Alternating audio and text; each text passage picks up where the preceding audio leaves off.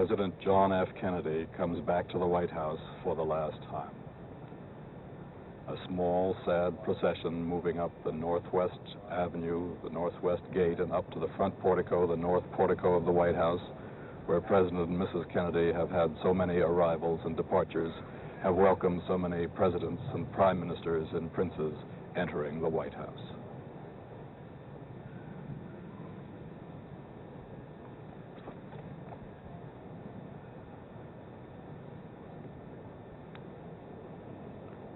The cars of the procession move up the driveway, lined tonight by small roadway kerosene flares so that the drivers might not be blinded by the floodlights set up here for our television cameras.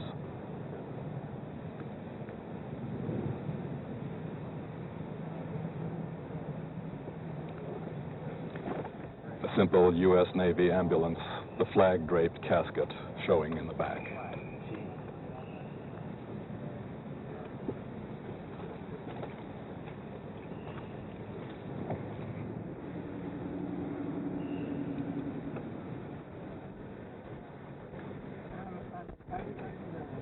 Up to the North Portico, where the rest of the honor guard awaits the casket and the body of President Kennedy.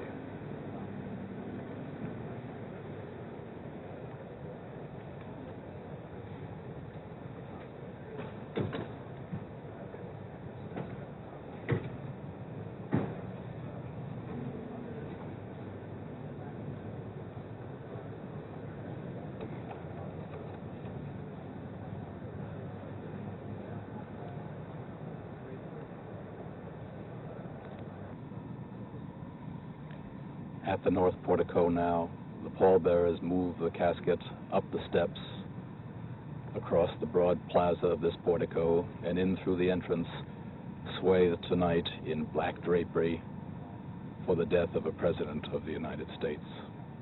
Mrs. Kennedy following behind the casket, the Attorney General, other members of the family, and close presidential aides and advisors going with her.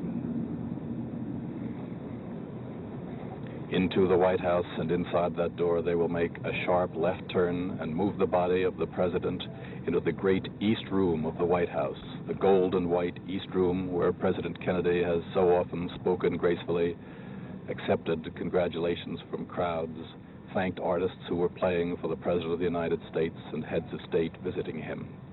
There he will lie in state on a catafalque, much like that which held the casket of President Abraham Lincoln. The late President John F. Kennedy now lies in repose in the East Room of the White House. The casket is covered with an American flag.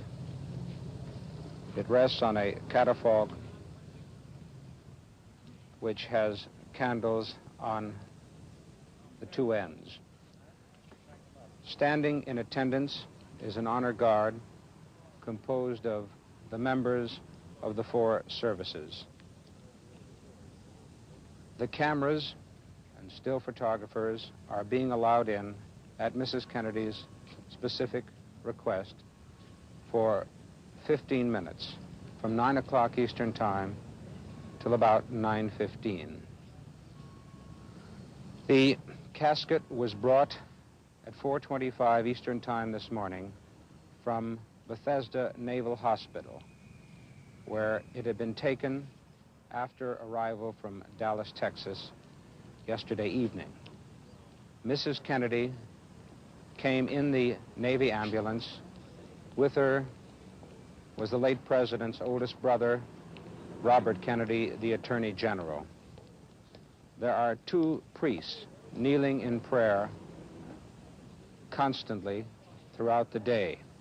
Vice President Johnson arrived at the White House a few minutes ago, and the Vice President will go into the East Room later to view the casket along with other high officials of the government. Now, for the rest of the day, the body of the late President will be in the East Room. The President's immediate family will be present today from 10 to 11 a.m. Then President Lyndon B. Johnson, the Speaker of the House of Representatives, the Honorable John W. McCormick, and the Chief Justice of the United States, Earl Warren, are scheduled to arrive from 11 to 2 p.m. Former President Dwight D. Eisenhower will also be present at this time. Former President Herbert Hoover, who is ailing, expressed his regrets that he will be unable to attend, and former President Harry S. Truman is planning to arrive in Washington on Sunday. Members of the President's cabinet, members of the executive branch holding presidential appointments, and close personal friends of the President are also scheduled to arrive from 11 a.m. to 2 p.m. Associate Justices of the Supreme Court will arrive from 2 to 2:30, as will members of the federal judiciary. Then later in the afternoon, members of the U.S. Senate, the House of Representatives, and the governors of the 50 states and territories are scheduled to arrive. And finally, members of the diplomatic corps will follow from 5 to 6 p.m. Eastern Standard Time. The President's body will be moved from the White House in an official cortege to the rotunda of the Capitol tomorrow afternoon, and there it will lie in state for one day. Now the honor guard is saluting the former commander-in-chief. The public will be permitted to file past the bier in the rotunda shortly after its arrival tomorrow and until 9 o'clock tomorrow night, and from 9 to 10 Monday. And the body on Monday morning will be moved to St. Matthew's Cathedral for a pontifical requiem mass at 12 noon. And this mass will be celebrated by His Eminence Richard Cardinal Cushing, Archbishop of Boston, a very close and personal friend of the Kennedy family, who married the late President and Mrs. Kennedy. Mrs. Kennedy, we are told, is in the White House at this time. We do not know where the two children, Caroline and John Jr., are at this moment, whether they are still at the White House or have been taken to the home of Mrs. Kennedy's mother, Mrs. Hugh D. Auchincloss.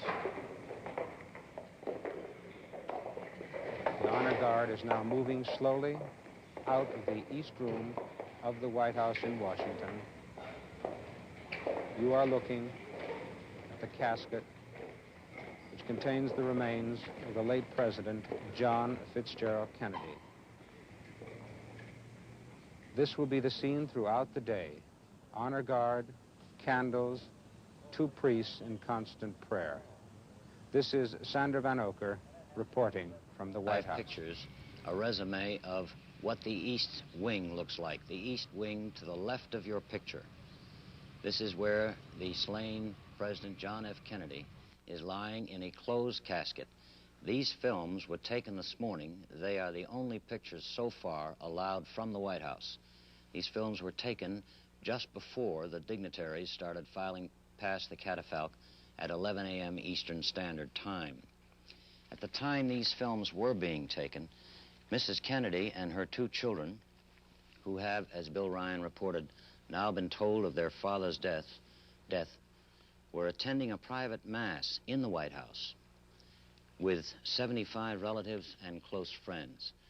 These were the first visitors to go by the Catafalque, technicians, newsmen, part of the White House staff. But this, as I say, was all before the Catafalque and the room were officially open for the program that is going on today of continual visits by dignitaries from Washington, and later this afternoon, the entire diplomatic corps here in Washington. There was a deeply human quality about the scene out here in Lafayette Park today. While across the street, President Lyndon Johnson and other high officials of the government have been going into the White House to see the body of the late President Kennedy lying in repose. Out here in the park, despite a gray, bleak day, despite the driving rain, people have been standing all morning, huddled under umbrellas, just standing and watching. These are some of the people who have been out here.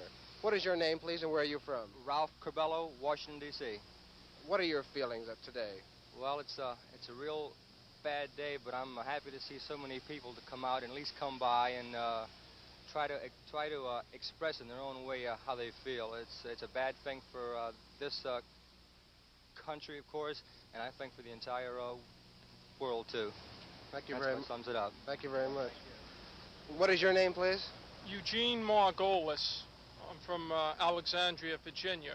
How do you feel today? Well, I think that everybody has their own reactions to this terrible thing that happened to President Kennedy, but I think that this weather, this downpour, sums it up for everybody. I just think it's terrible. Thank you. What is your name, please? Dolores Bierschbeck, And you're from where? Washington. And what are your reactions today? I still don't really know what to think. I don't think I've ever felt so depressed about anything. I guess all everybody can do is just pray that everything works out okay. Our government is led in the right hands, and that's all. Thank you. Ma'am, what is your name, please? Edna Hinson Osborne, Macon, Georgia, and formerly Palm Beach, Florida. How do you feel about today, what has happened? I am so sad, and I am lost for words. It's a great loss to the nation, to our country, to our people. I am sure that God will give us the needed strength to carry on. Thank you very much. Miss, what is your name, please? Would you step out here? Sarah Higginbotham from Upper Marlboro. How do you feel today? Just terrible. I had no idea anything like this would happen in America. I know we've been having our bad times, but nothing like this. Why have you been standing out here? Well, I sort of had to see it to believe it. I didn't believe it really could happen. Thank you very much.